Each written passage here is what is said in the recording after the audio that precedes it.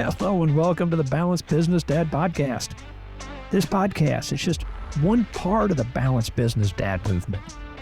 This movement provides a platform of the important pillars of life while building this council of dads to support each other as we work to balance our lives.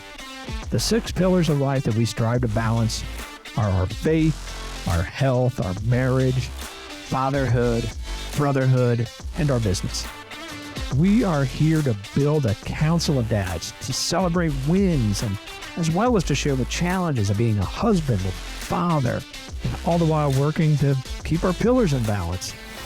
The goal of the Balanced Business Dad movement is for dads to be better in all things balanced, because everyone in our lives deserves it. Hello, welcome to another episode of the Balanced Business Dad. I'm your host, Dustin Hogue, and with me, as always, my business partner, my colleague, my friend, a mentor in life, and my senior, Mr. RJ Campbell. RJ, how are we doing today? We're doing great. Still his senior. That has not changed. That Yes. and evidently won't ever change. No, it really won't.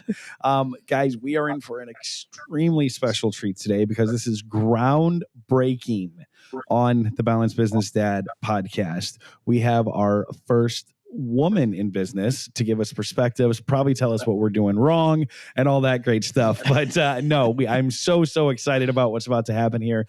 Just to bring a different perspective onto the show. So hope I don't butcher this name, but Brigitta, how are you doing today? Hey, Dustin and RJ, thanks for having me. I'm super honored that I get to be the first woman on your podcast. Yes, super excited. So, our goal is always to just bring value towards anyone who's listening to this, but obviously it's geared towards the business dads. But we'd love to hear your story because I know you have, you're a mother, you're a wife, you've raised successful business people as well. We just talked about, and you and your husband are in business together as well as running your own separate businesses at the same time. So we'd love to just talk about first who you are and kind of what you're doing these days. Yeah, so who I am, that's a loaded question. I'm a wife first and a mother second, and then businesswoman comes at third place. Grew up as a child of entrepreneurs. Actually, my dad was a missionary. My mom was a businesswoman. And my parents always worked. My dad being a pastor and missionary, there was work on Sundays. My mom being a businesswoman, there was always some kind of work. So I kind of got that growing up, that there's always something to do. And I actually love what I do. I get to sometimes work till late at night, and it's not work for me. It is something that I truly enjoy because I make a difference in people's lives. And my children have learned that growing up. They were with me from the very moment I left the hospital, and I was with both children only 24 hours in the hospital and went right back to work. And I built a business for my children. So my background is German. I'm German by birth and grew up in Germany. Met my husband while we lived in Munich. We both worked in corporate German organizations. He worked for a publishing house. I worked for a publishing house. We fell in love and immediately knew, we're going to have kids together. We were already, in our 30s. And we said, hey, this is going to be great. I want my child to go to a Montessori school. That was my idea of a good education for our kids. And we didn't even have children yet. And I looked into Montessori schools, and we waste no time. Love it. We dove in the deep end. And I looked at Montessori schools, and they had like a 3-year wait list. And I said, well, shoot, I don't want to stay away from the work that I love doing. I was marketing manager for a publishing house. I love what I do, and I want my children to have a Montessori education. I also have an education, science, and teaching degree. So I said, listen, if there's a 3-year wait list, there's also demand. And I want to go into that demand and start a Montessori school in Munich. Well, it's always a great idea until you find a facility to actually build the school, scale the school, and all of that. And it was hard. This was in 2003. And if you know anything about large German cities, the real estate is very, very, very, very limited, and it's very, very, very, very costly. So we started the school in our own home, and I wanted to scale it and grow it. And I said, listen, we've always wanted to move to the States. If we don't do it now, in the meantime, we did have children. If we don't do it now, we're not going to ever do it because the children are going to grow up. They're going to have their own social life and so on and so forth. So we went and packed our bags and moved to the United States. All of that, you guys, sounds really simple looking back. It was not, okay? I'm just giving you like the short version here. Yeah. I built the school for our kids. And the school now has 125 students. I'm out of the day-to-day operations. Our children have grown up to be in business for themselves or work for someone else. And I'm saying all of that to say there were many, many challenges. There were many times where I was ready to go, okay, so, there was 2008. So are we going to close the doors of our business, or are we going to hang on for dear life and do the very best with the limitations and the challenges and the adversities that we have? And we overcame that, and we just gotten stronger in business, and we've gotten stronger in our marriage. And it wasn't always easy. My husband and I have been married for 21 years. So I went in the deep end, you guys. I love it.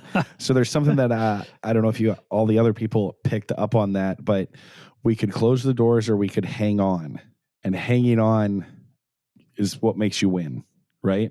It's by not letting go and truly just hanging on when everything could be collapsing around you is how you have that success. And I love that. I love that story. And I love that you hanging on with your spouse, with your husband to get through with this. So I know there's a lot of lessons working with your spouse. So let's just jump right into that, because I know there's a lot of business dads out there that either do work with their spouse or want to work with their spouse. They want their spouse out of the job. Let's just jump right into that. And how do you guys make it work now? And what lessons did you learn along the way to make it work? Yeah. Ooh. Well, first of all, my husband and I had a great understanding that whoever is the most successful in the area right now, they're just going to go for that in that arena, and the other one is going to take care of the kids, and vice versa. So we have flip-flopped on several occasions in our business and in our life together where on my part, the business might have been slower. And then my husband, I took on the kids more because if you know anything about kids, owning a school, I know a thing or two about children getting sick or things come up or their needs. And the business is like a child. So we were always in great understanding that whoever has an advantage in business at the moment is going to go for that, and the other one in the partnership is going to be more responsible for the children, and at the same time still continue to drive the business, do what needs to be done.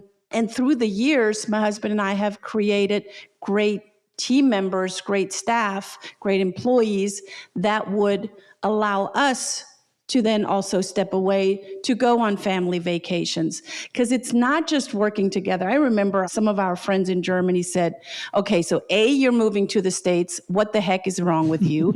And B, you're going into business. The two of you together, your marriage is going to not last. And I think they're still checking in on us if it's lasting, and it's lasting all right. Now that takes work though. And Dustin, you asked me, how do we make it work? First of all, it's an open line of communication. We make it work between my husband and I, and we make it work with our children. We've always kept that open line of communication where if something is not working or if something is rubbing us the wrong way, speak up to it. Let the other person know immediately, or if you can, as soon as possible, before it just drags on and it just gets bigger than it needs to be. So an open line of communication is definitely one of the biggest keys of them all. And the second one is let go of ego. And this is I say that for me as much as I say it for my husband. There has never been ego of, oh, I am the head of the household, or I am the head of the family. I need to do this. It was always a great balance. And in order to have that great balance within the family and within the business, there has to be an open line of communication. There has to be time. There has to be a balance of not just work, but there has to be a time where we come together as a family. So when the children were little, what I religiously did was come home, cook dinner with the kids, and have a home cooked meal every day. And that was after I have gone to work and ran my business throughout the day, bring the children home, and then cook a home cooked meal. That home cooked meal brought us around one table, brought us to share what was going on in your world today. It was necessary for the kids. It was necessary for me. It was necessary for my husband. And that's what made us really strong. Those memories made us really, really tight and strong. And we thrive on those memories today. Just before I went on with you guys today, I had a conversation with my daughter, our oldest, who now lives back in Munich. And I FaceTime with her once a day. And the other day I said, hey, remember in Atlanta when it was really snowing really, really bad and the rest of the country was laughing at Atlanta because nothing was working anymore because people were just on the streets because they don't know how to drive in snow. And she goes, oh my gosh, I remember that. And we just kind of share those memories. And even though there might not be anything worth sharing in that day, we can share memories. And that kind of keeps us together. I love that the commonality of coming around a table. It was funny. We had talked about this today, but how many times the challenges that we all face right now, how many times would just coming around a table together solve those challenges? Right. Yeah. And forget about the work. And I love that. What a great lesson there for life, for the husband and the wife, as a parent, as a family, as everything. That was an amazing lesson right there. So make sure we come in around the table for that commonality there. Yeah. I think this is so funny. Dustin and I were literally just speaking about this, and he asked me as his senior mentor. Much senior. Because my kids are grown and his are little. And he asked if we had dinner together every night as a family. It was weird. We just had this conversation. And then also he just mentioned to me that he still, to this day, he calls his mother and talks to her every day. Every day. Yeah. So you're bringing up the exact same things. It's like, wow. And the commonality is amazing when we look at this. Yeah. It's a confirmation, right? It's a confirmation of what works. And when it works in your personal life, it also works in your business life. So staying plugged into your customers, having open line of communication with the people that you care for, which I hope are your customers, your clients, and reaching out to them when there's really nothing to be said, but reaching out to them because you care. Hey, how are you doing? I heard your mom's in the hospital. How is she doing? Or whatever it is, right? There's so much more that we can contribute and can care for outside of, I'm going to put in air quotation marks, work. And when we truly care and find that commonality or just share that we care, there's a greater energy around that. And it keeps coming back. And I keep seeing that. And we have 2 buildings. So I sit in the center and my husband has his office in another building. And he texted me earlier and he says, hey, I just closed a big deal because we sit together. We have monthly meetings and we share what we are doing in our respective businesses. And then we share what we're going to do in our joint business together. And we really lay that out and we plan it out and we track and we keep minutes and all of that. So although we are married, we are keeping that very separate and very structured as well. So I didn't have the time, but I took the time and I told my client, I said, hey, I just got to do something really quick. Give me 5 minutes. I went over to his office and I gave him a high five and I hugged him and I said, great job, well done. And I celebrated his success. And it would have been easy for me just to respond to his text message, say, hey, great Thumbs job, up. but taking that extra time. I love that. There's a couple things that you said there. That you are married, but you guys are also business partners. My wife, she left her full-time job after our second was born and came full-time into our business. And, there was a lot of learning challenges in there. One, when she's cooking dinner or doing the dishes, I probably shouldn't bring up work and want an answer. And vice versa, when I'm ready to not work, when she asks the question. So something we've implemented is that meeting. We call it a level 10 based off the EOS system, the traction book. But it's anytime that comes up, no, put that on the meeting. Put that on the level 10, put that on the level 10. And that's helped out so well. So I love that, you guys are doing those monthly meetings and then planning. and the budget planning, because now it's your household income comes from these businesses that you guys both run. So yeah, how do you not mix the business when it's just you and your husband? How do you not let that business come into the relationship, the actual marriage? And it has done that in the past. And that takes a conscious decision of where do you draw the line? Like, you are going to sit on a date night and something might come up and you have this brain fart and you just sound it out. And it might take you down a rabbit hole that you really didn't want to go down at a date night. So it takes a conscious decision, and it takes an agreement between, in this case, myself and my husband, of where do we draw the line? And what is our safe word when we are having a personal time together where we're bringing in business and and the other person's like, I can't right now. I just don't have the bandwidth, or I don't have the energy, or whatever it is, or I just don't want to. So there's got to be an agreement beforehand, and that agreement comes in place when you are having, like Dustin just said, your level 10 meetings or your monthly meetings where you have clear agreements. When are you going to discuss what? And what are the boundaries? And what is the enforcement of the boundaries? And how are you going to handle that when that comes? Because it often then, if you don't have an agreement beforehand, it can get very emotional. It can get very heated. And we all know when emotions are high, we know intelligence is low and everything goes out the window. And that's often where couples or marriages or partnerships, maybe even being in a partnership where you're not married, fall apart because they're not clear agreements, they're not clear enforcements, they're not clear boundaries put in place. Love that. Clear agreements. Again, that's something that works in your personal life as well as your business life. So I love that. So, we talk a little bit about on here that the importance of making sure the right pillars of life are in balance, right? Where we're not focused so much on work as, where we need our faith, our health, our marriage, then being a father or a parent in our case, as well as your friendship and then your business, kind of in that order. We talk so much about that. And I believe, and maybe I'm wrong, but I think you would agree with me, that when your spouse is your business partner, it's a lot easier for that to become out of balance because it's a never leaving thing. So I love that you have those safe words. Hey, we're cutting this off, right? So that's fantastic. What I'd love to hear from you is, I know you coach other people and husband and wives and business and things like that. When people do get out of balance, how can they fix it? How can they get back where they need to be? What's a couple tips that we could help with the other people listening? Yeah. Well, first of all, you got to be aware that all business problems are personal problems and all personal problems are business problems. We're holistic beings. And one of my clients is an OBGYN, and he has had times where he would lose the mother or the baby or both during childbirth.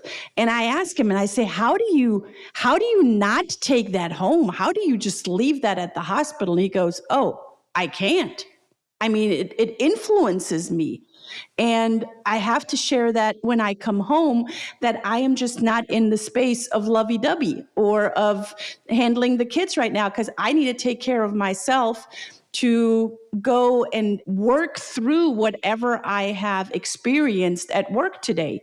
Now, this is a very tragic experience for him at work, but we all have tragic experiences at work in some sort of fashion. Might not be as tragic as the one I just shared.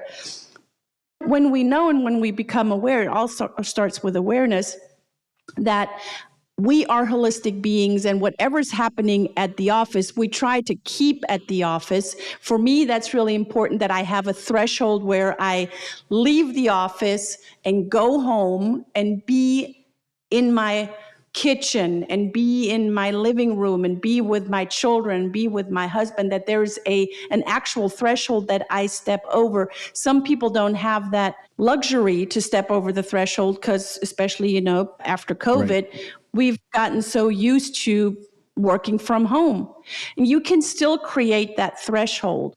You can create the threshold by putting on a tie or putting on shoes and then taking them off, or putting on a jacket, taking the jacket off when you leave your office. So those are some things that you can create as a threshold, Dustin. And now I forgot the question that you asked me. No, it's just how to get back into balance when you know that you're not in a right spot. And I love that threshold. So that's huge.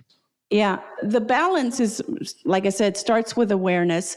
And then how can you create, I think we often fall out of balance or have an imbalance when we have a challenge. When we have a challenge, maybe on the personal side where things are just not going as planned with the partner or the spouse or the kids, and there's just something in the way or in the space that takes a lot of your energy, that can create an imbalance. Or on the business side, there might be not the money coming in that you anticipated coming in, or you might have just lost the client. Again, there's money, you want to put in more time to have a better result, have a better outcome. But often it is taking a step back and looking at the situation with a little bit of a distance. I call it a disassociation, because when we're so in it, we're part of the problem, and we cannot be part of the solution if we're part of the problem.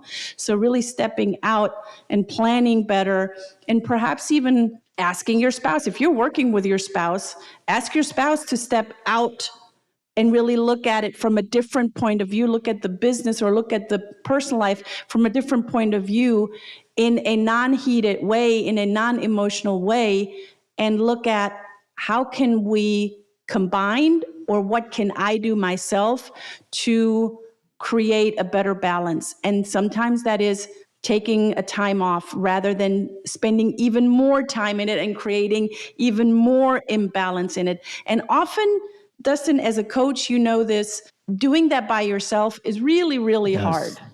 Having someone from the outside that is not emotionally attached to you, so no family members, no mom or dads or aunts or uncles or any of that, someone that can really help you to disassociate and give you a little bit of a different point of view. Yep, I love that. And that brought up an interesting topic for me. So obviously you coach as well. Is your husband a coach as well? Yes. Okay. So it hit me hard, and this has probably been a few months ago, but my wife looked at me and said, I don't need a coach right now. I need a spouse. And I was like, wow. Right. So you're so trained as a coach and everything that we went through, where I'm asking the questions to have her self-discover, and that's not what she needed at that moment. So has that ever happened to you guys? I couldn't imagine two coaches. Oh my goodness. Yeah, it'd be nothing but questions being asked from both sides, nobody ever answering anything. Even our children, they're like, don't do that. I know what you're doing. Don't do that right now. Yes. Yes. And my husband, sometimes, and then it becomes funny, but he says, so are we having an argument, or is this a coaching session? Right. So that's a question, right? And that's when I know, okay, I need to back off. Right. I need to take my professional hat off, because that's not the place for it right now. And you know what? Sometimes it's great to forget everything that you learned as a coach and just have a good old fight. Yeah. And clear the air. Yes. Honestly. Yeah. Yeah. It's so refreshing. Yes, that makes a lot of sense. And my wife does have her own coach, because I realized early on that you cannot coach your spouse. No. So you cannot. You should not. Do you and your husband coach in the same arena? I mean, as far as on the same thing, the same, business coaches? No, he's a cultural coach, so he helps executives cross the cultural gap. Yeah. And I coach business leaders. Well, my avatar is business women, but I have plenty of businessmen that have found me and said, I want to coach with you. Nice. I want to bring up this conversation. So I'm actually getting ready to host an event the 1st of March in St. Louis, and it's called the Lady Leaders of St. Louis. And I'm just kind of in the background, because another colleague of ours, who's obviously a woman, we're helping her put it on. But since we've started the Balanced Business Dad, RJ and I had this conversation today. I think a more purposeful husband, a more purposeful dad. Obviously, I do things to make myself better, right? Because that's the goal of this, and to help other people. But what I've realized in business, and at least in my world, and I coach a lot of real estate agents, and that's what I've seen, where the women might have started out as a stay-at-home mom, and they get into this business or they get into this industry or they get into business, with their own real estate agent, and then they become the breadwinner or at least contribute to the house extremely, yet their role, the responsibilities as a stay-at-home mom haven't changed. And I don't know necessarily why that is. And I'm sure that's a challenge for a lot of women out there. We have snow days here in St. Louis where it snows and the schools cancel. And I really think it's because the teachers don't want to come in. But it's just an understood thing, even though my wife's in business with us, that I'm not going to stay home today. I'm going to work and she's going to stay home with the kids. And I would love to hear, as someone who coaches business women, that perspective and how can us men do better? Because that's the whole goal of this. So, why is that? I think it's a habit. I think it's a habit that just kind of snuck in. And I saw it in my life too, that it just became a habit just because, I was working all day. I went to school at 7:00 in the morning to start the school. And I had the kids with me. And then at 4:00, we ended the school day. I brought the kids home. On our way home, I went to go and get groceries, and then we cooked together. And my husband did his work. Although I was the breadwinner at the time, I brought the majority of the money home. I still did all of the other things until I finally had a meeting with him. And I said, wait a minute, I feel this is totally unfair. And I don't know how we're going to fix it. But first I had to speak up. Yeah. And not from a passive aggressive point of view, say, well, I don't need to say anything. He needs to finally figure out that I'm doing all of the work. So I think it takes an inventory of, as a businesswoman, what are all the things that you're doing and what are some of the things that you want to delegate? Delegation is a big part of creating that balance. And sometimes you might want to delegate it to a spouse if the spouse is open to accepting the delegation or accepting just the conversation around, hey, what if we split up the responsibilities in the household, cooking, pick up the dry clean, get the groceries, do the laundry, do the cleaning, or do we hire someone? When we hire someone, how can we factor that in our budget? And do we want to spend that money? All of that goes back to that open line of communication. Yeah. Yep. Love that. Is there a way, do you have a tips for the dads out there that are listening, how to be aware of that? I love the taking inventory of that, but do you have any suggestions? Because I'm going to be honest, we mess up a lot. Us dads mess up a lot. And, the whole goal of this is just for us to be better. So would love a tip for that. Yeah. For the dads out there, or for the husbands out there, or the businessmen, become aware of what are all the moving parts that are, in your case, maybe magically falling into place. And you wonder now, how come my coffee cup at the end of the day is always cleaned up? Or how come the crumbs under my table, under my desk, are suddenly, after a few days, vanished? Or how come my clothes has magically been washed and folded?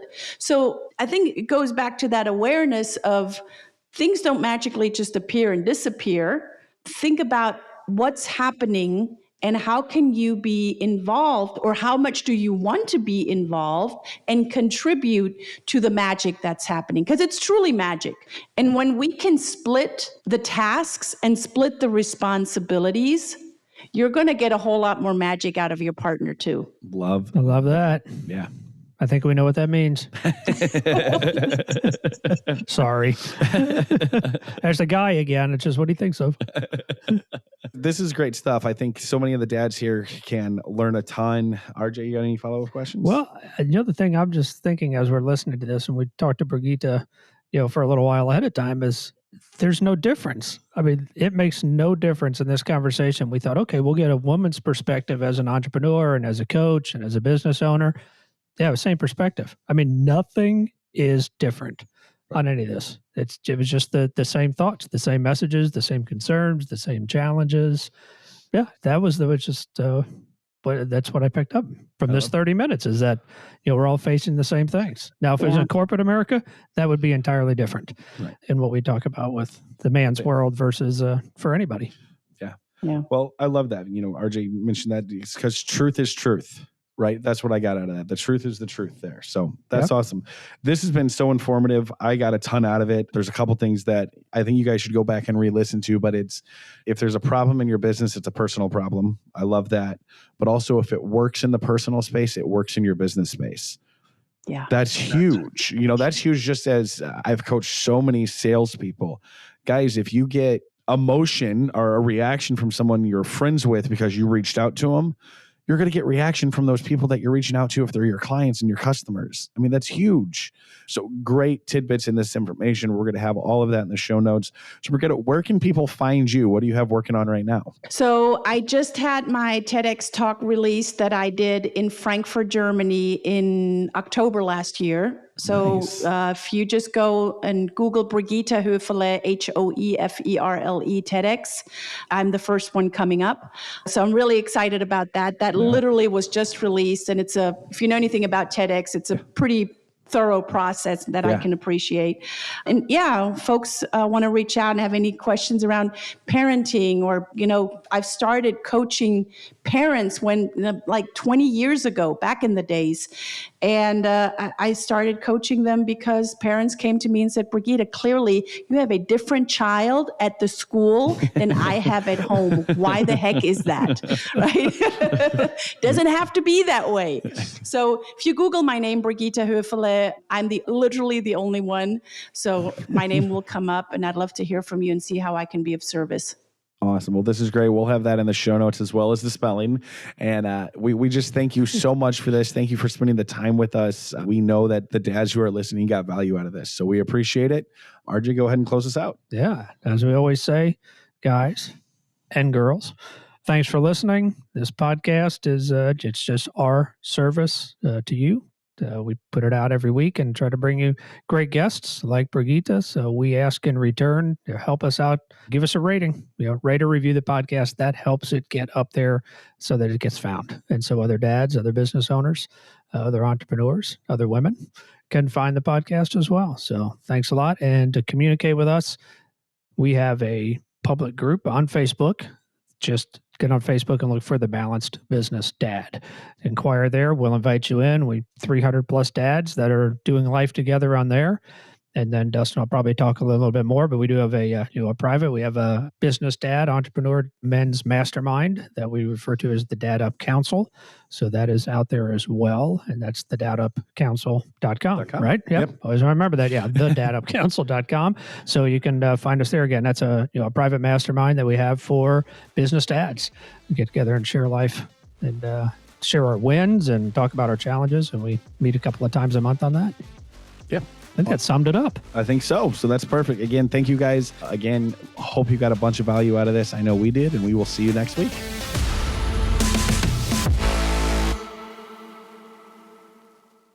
This is thepodcastfactory.com.